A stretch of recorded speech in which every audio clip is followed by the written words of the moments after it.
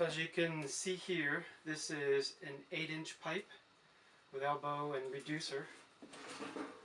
And we have this because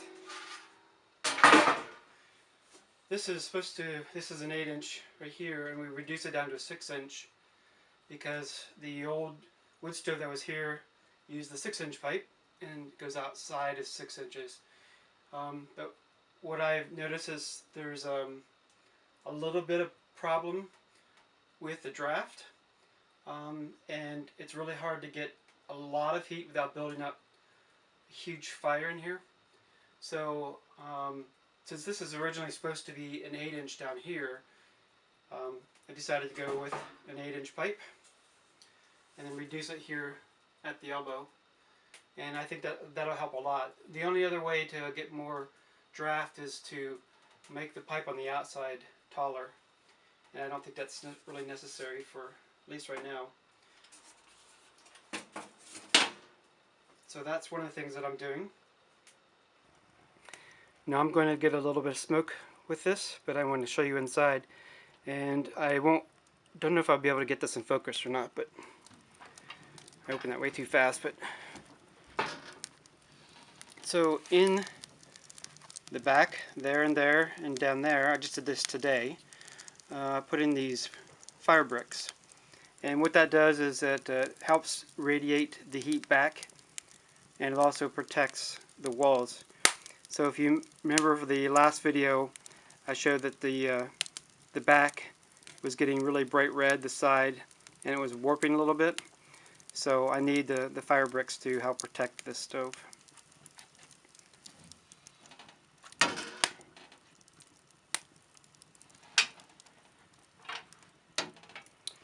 So with this, the way it's supposed to work is that I'm supposed to be able to, right now I have this open just a crack up here so that I can see inside. So you can keep the doors closed, and you have vents down here and on the sides over here as well. But what you're supposed to be able to do is, see, I don't want to open this too fast because it'll take the draft away.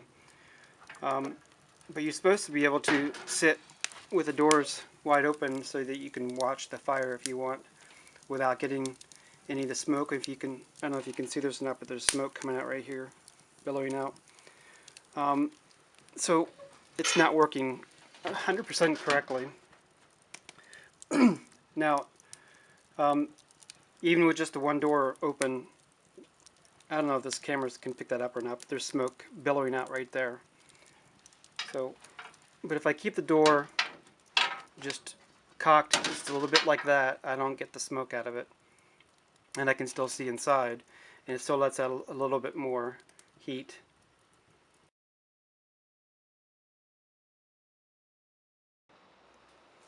So you can see the back of my truck is full of wood, and I've already unloaded some of it and chopped some of it. It was quite a bit higher, but in any case, this is what I did yesterday. Down at the burnout house, there's all that wood that's down there.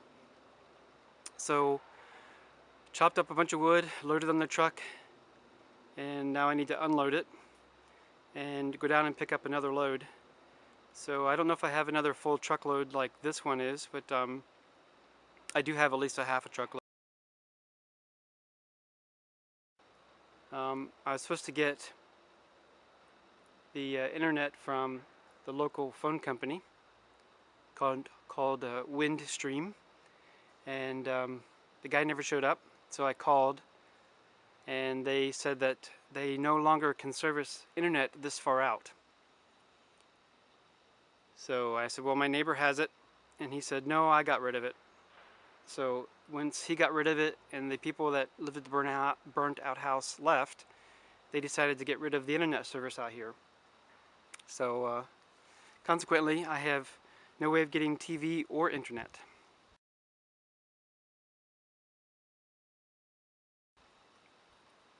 I just thought I'd give you the sun that is out right now. It's been raining off and on all day, and just thought I would give you a little view of what it looks like here.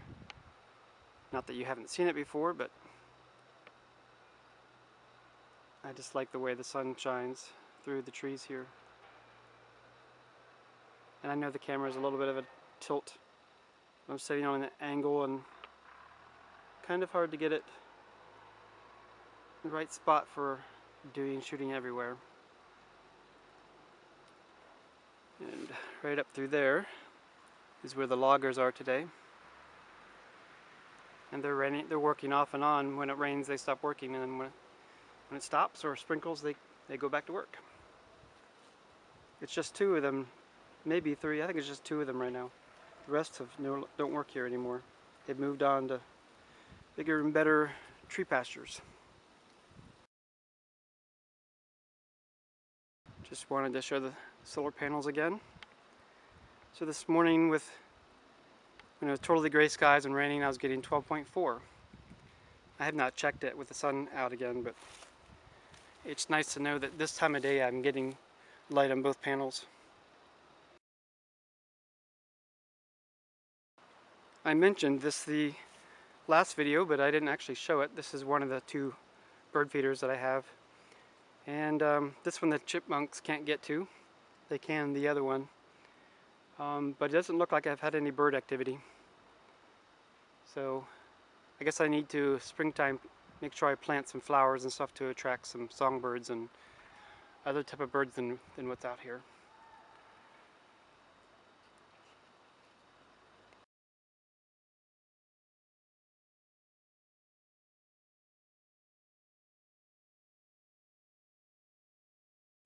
Well, I was trying to figure out what to do with this big hole.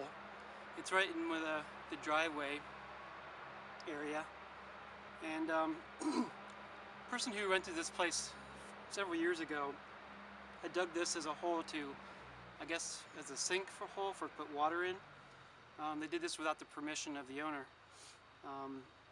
But in any case, I was looking for a way to try and fill this up. And I kept throwing leaves in there, but this is like in a windy spot, so the leaves would just keep coming back out.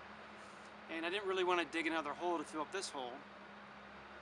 And brainiac idea is to throw the ashes from the wood stove in here, and then been throwing sticks in there as well, sticks that I don't want to burn. And I'm going to add a little bit of the compost in here from the composting toilet. So the once a month, when I have to empty that drawer, I'm just going to pile that up on top of here. And so this is probably 4 buckets of ash, and then with the rain it's compacted down, and of course I've driven it over a couple times, compacted it down even more. But I thought this is a great way to fill up this hole. And there's other places around here where I've taken rocks out and I've left holes, so I just figured this is a great way of just filling up all these holes without having to buy some dirt. And it's a good way of getting rid of the compost and the ashes at the same time.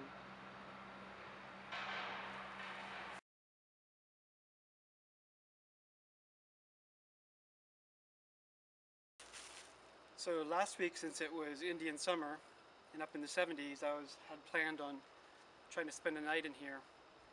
But with my medical appointments and other stuff that went on, it didn't happen. So the way this is designed, at least for, I don't know about the Army, but as far as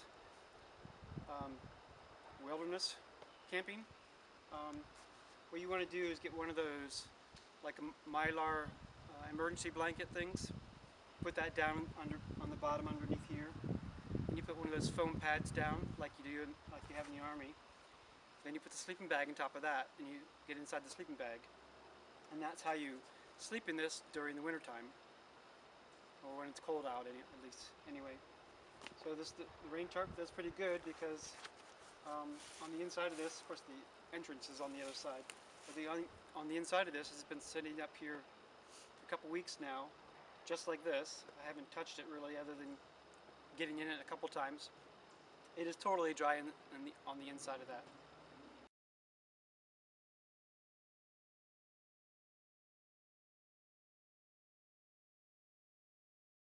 So right there is the mineral block I put out for the deer. You can tell that there's definitely that there's been some evidence of eating on it. I'm trying not to get close to it because I have human scent on me right now. But maybe I'll go and take a picture. Well, I'll go up and show you what it looks like.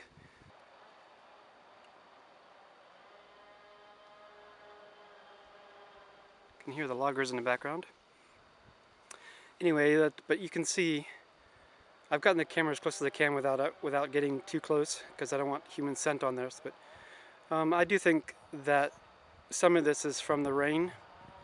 Yeah, because that's a lot more than what it looked like the last time. But I should have taken a picture because there was lots of evidence of deer or some other critter eating on that block. Right now I just think it's the rain deteriorating it. But in any case, I'm still happy that there's something eating it. I'm just really hoping that it's deer.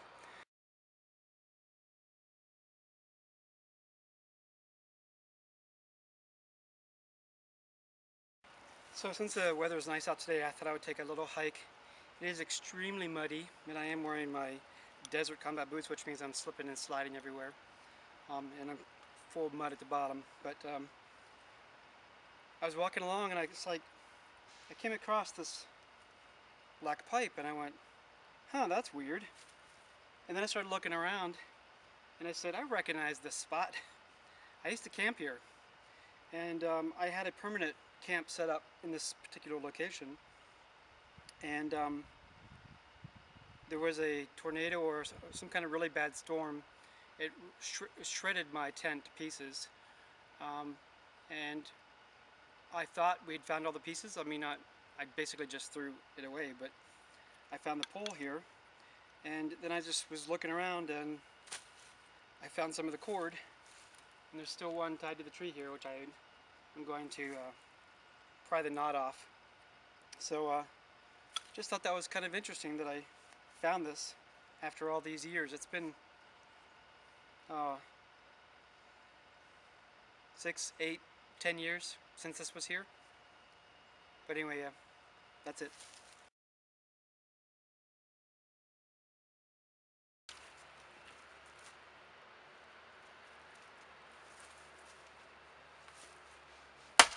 Yeah.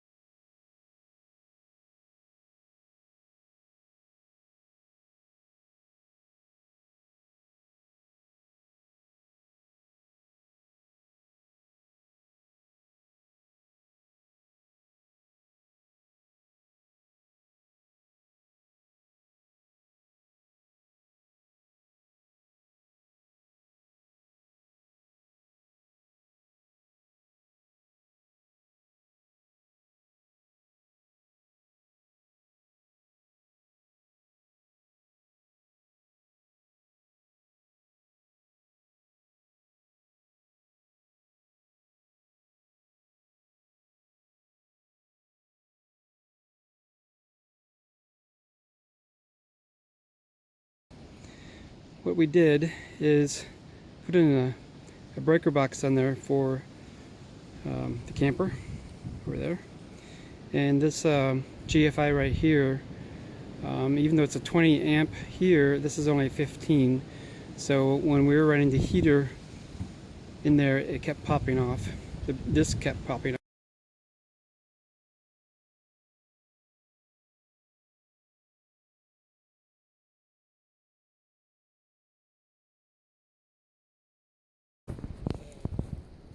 See how windy it is.